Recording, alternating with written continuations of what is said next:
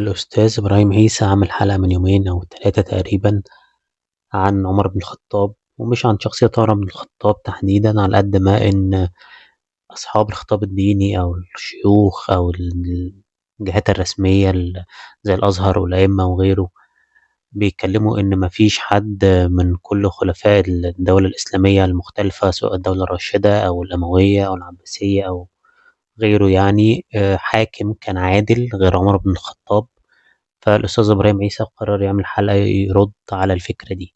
في كل خطابات الوعظ الديني وفي كل الحكايات والسرديات والروايات اللي بيقولها التيار السلفي والتيار الأصولي والتيار الإسلامي عموما وحتى والإسلام التقليدي والمؤسسات الرسمية، لما بيتكلموا عن العدل والحاكم العادل والخلافة الإسلامية بيتكلموا عن نموذج وحيد معتبرون هو نموذج العدل والحاكم العادل والخليفة العادل، وهو سيدنا عمر بن الخطاب. طبعا بتفق مع إبراهيم عيسى في حاجات كتير، يعني لأنه أستاذ اتفقت واختلفت معاه فهو أستاذ مهم يعني، لكن الحلقة تحديدا كان فيها مغالطات كتير، فخلونا نسمع كده أجزاء منها ونشوف إيه الكلام اللي مش مظبوط شويتين اللي قاله أستاذ إبراهيم عيسى. طب إبراهيم عيسى عايز يقول إيه من الحلقة دي؟ عايز يقول ده. ده دليل، ده استثناء، والقاعدة هي الظلم والعدوان، واضح جدا. وهنا بتيجي أول مشكلة عند إبراهيم عيسى في الحلقة دي. أنت بتتكلم على مفهوم الحاكم العادل ولا مفهوم الدولة؟ ليه دي مشكلة؟ هنسمع الجزء ده وبعدين نكمل تعليق عليه. طبعا حتى في الخلافة الراشدة بنتكلم على أبي بكر الصديق. سيدنا أبو بكر مضى عامي حكم في حروب أهلية، ما تقدرش تحكم باعتبار إن دي كانت دولة أصلا ولا إنها كانت حاجة متماسكة. إحنا كان في انشقاقات وانقلابات وصراعات وحروب أهلية وآلاف وعشرات الآلاف من القتلى والموتى وما إلى ذلك. لأنه بعد كده بيجي سيدنا عثمان بن عفان وبيمشي على خطى عمر بن الخطاب في بناء الدولة، توسع وبنفس المنطق والمنهج، وما أضافش جديدا يعني لا لشكل مؤسسات الدولة ولا مؤسسات الحكم وما إلى ذلك. ثم جاء علي بن أبي طالب. سيدنا علي بن أبي طالب برضه 5 سنوات من الحروب الأهلية ومن الصراعات، لا عرف يبني دولة ولا حتى حافظ على شكل الدولة، والدولة كلها انشقاقات وكلها حروب وكلها فتن. يعني كل كلام إبراهيم عيسى على الخلفاء الراشدين غير عمر بن الخطاب ما بيتكلمش على عدله، على إن دي ما كانتش دولة، إن ده كحاكم ما عملش حاجة لبناء الدولة زي عمر بن الخطاب، طبعا ده حقيقي. لكن أنت بتتكلم على إيه يا أستاذ إبراهيم؟ هل أنت بتتكلم على إن مفيش نموذج حاكم عادل غير عمر بن الخطاب؟ طيب أنت تتكلم على عدل أبو بكر الصديق، على عدل عثمان بالذات في أول سنوات حكمه، وعلى عدل علي بن أبي طالب. هل في حد يقدر، أي حد يعني مسلم على الأقل، يقدر يشك أو يشكك في عدل الناس دي؟ وعلشان برضو إبراهيم عيسى عارف ده فما شككش في عدلهم، لكن اتكلم إن ما كانتش دولة في عهد أبو بكر وعثمان ما عملش حاجة مختلفة، وعمر بن وعلي بن أبي طالب آسف برضو ما لحقش يعمل حاجة. إحنا مالنا بالدولة؟ إحنا بنتكلم على الحاكم العادل، أيا كانت دي دولة ولا شبه دولة ولا عزبة ولا إيه، يعني في الآخر الناس دي محدش يختلف على عدلهم.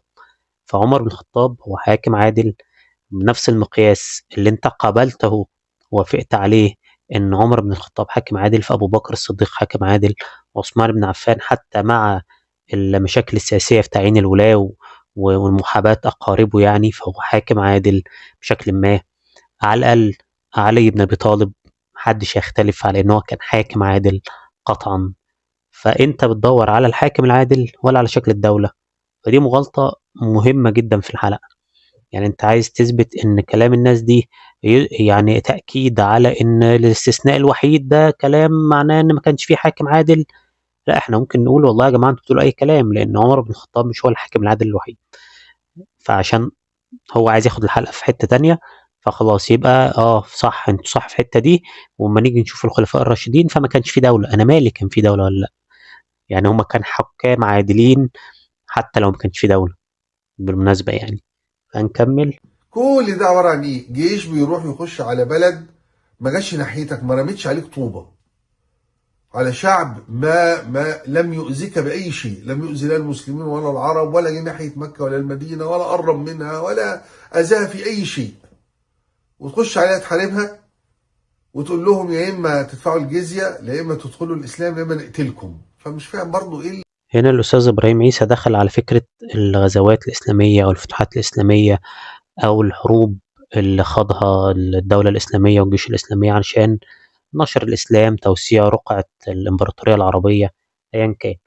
فبيقول مغالطة تاريخية خطيرة جدا، إن كل الدول اللي حاربها جيوش العرب المسلمين كانت في حالها، ملهاش دعوة بالشبه الجزيرة أو بالعرب شبه الجزيرة العربية خالص، ولا جم ناحيتهم. بالعكس هم اللي راحوا حاربوهم أو اعتدوا عليهم أو غزوا أرضهم. طبعا الكلام ده مش مظبوط تماما أبدا. أي حد يقرأ عن تاريخ العرب قبل الإسلام هيعرف كويس إن فارس تحديدا، دولة فارس أو الإمبراطورية الفارسية، كان في صراعات وحروب وتدخلات مباشرة ورئيسية في فرض سياسات وأشخاص على القبائل العربية. وكان المنطقة دي كانت منطقة مهمة دايما، لأن هي كانت منطقة بيمر منها تجارة تعني الكثير لفارس والإمبراطورية الرومانية. فكان دايما في تدخلات يا أستاذ إبراهيم. يعني وانا ما ينفعش اقول لك يعني ترجع لمراجع ايه، لان انت استاذنا في الحته دي، بس كتاب المفصل من تاريخ العرب قبل الاسلام هيحكي لك بالتفصيل كل الكلام ده. فالدول دي كانت متدخله في السياسه العربيه، القبائل العربيه بشكل مؤثر ومباشر. وكان طبيعي وانا دوله او بتكون لسه بقى دوله في شبه جزيره وبقف على رجلي ويبقى عندي قوتي، ان انا اناطح الناس دي، لان في تاريخ من العداء، ولو انا سبتهم هم مش هيسيبوني. نقول بقى ان ده ما كانش نشر للدين او نشر للدين. دي النقطه اللي هنجيلها ونسمع الاستاذ ابراهيم قال فيها ايه.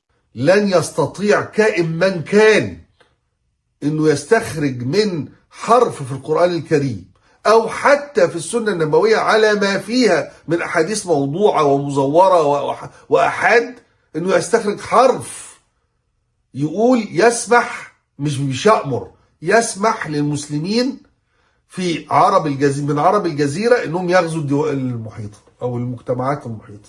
وهنا كمان مغالطه خطيره جدا، يعني ما اعتقدش انها عدت على الاستاذ ابراهيم، يمكن نسي ما اعرفش. المهم هو بيتحدى وبيقول مستحيل كائن ما كان انه يطلع من القرآن او من الاحاديث النبوية بالموضوع فيها بقى، بالصحيح بالاحاد بغيره، اي شيء بيقول ان المسلمين عليهم ان هم ينقلوا او يوصلوا او يحاربوا الدول المجاورة ويعرضوا عليهم الاسلام، او ايا كان بقى يدخلوهم الاسلام او الجزية او غيره. وطبعا يعني الموضوع ده بالنسبة لي انا محزن، لان الكلام ده سهل جدا اي حد من السلفيين أو الأزهريين يرد عليه، لأن هم بيدرسوا ده. ببساطة احنا ممكن نرجع للآية 123 في سورة التوبة، اللي ربنا بيقول فيها يا أيها الذين آمنوا قاتلوا الذين يلونكم من الكفار وليجدوا فيكم غلظة واعلموا أن الله مع المتقين. لو رجعنا يا أستاذ إبراهيم، المفسرين كتير منهم الطبري مثلا هيقول بالنص يعني أن الله يقول لهم ابدأوا بقتال الأقرب فالأقرب إليكم دارا دون الأبعد فالأبعد. كان الذين يلون المخاطبين بهذه الآية يومئذ الروم، لأنهم كانوا سكان الشام يومئذ، الشام كانت أقرب إلى المدينة من العراق. فده تفسير الطبري، ودي آية في القرآن معناها بشكل ما واضح، بتتكلم على حرب الأقرب إليكم دارا. وعندك واحد زي ابن كثير، أكيد برضه أستاذ إبراهيم عارفه وعارف كتبه كلها، كان بيفسر في حروب كل الخلفاء الراشدين على الأقل، لو مش كل الحروب الإسلامية، إن الآية دي، وبيقول ابن كثير فكلما علوا أمة انتقلوا إلى من بعدهم ثم الذين يلونهم من العتاة الفجار، امتثالا لقوله تعالى يا أيها الذين آمنوا قاتلوا الذين يلونكم من الكفار. ففكرة إن تتحدى ولا يستطيع كائنا من كان يا أستاذ إبراهيم، يعني الموضوع بيحتاج شوية بحث، تجهيز، إعداد للحلقة، معرفش. بس في الآخر بيصعب عليا جدا ان كلام زي ده اتقال من حد بمكانة ابراهيم عيسى، فيجي اي عيل من السلفيين او غيرهم يقول اهو الرمز بتاعكم مثلا اللي بتتكلم وبتقول اللي هو بيقوله وبتمشي وراه، بيقول كلام، ويفتح لك المصحف، يفتح لك التفاسير، فيلاقي لا، موجود الكلام ده يا أستاذ إبراهيم للأسف. فضلا على انه اساسا عرب الجزيره مجموعه من القبائل العربيه اللي كانت بتعيش على فكره غزو القبائل الاخرى والحصول على السبايا والغنائم. ودي كمان حاجة من المغالطات التاريخية، إن تفسير الغزوات أو الحروب أو الفتوح الإسلامية بإن ده كان طبيعة القبائل العربية اللي كانت أصلا بتعيش على إنهم يغزوا بعض ويسطوا على بعض وياخدوا سبايا وغنائم، لأن تاريخيا ده مش حقيقي. القبائل العربية ما كانتش عايشة على كده يا أستاذ إبراهيم.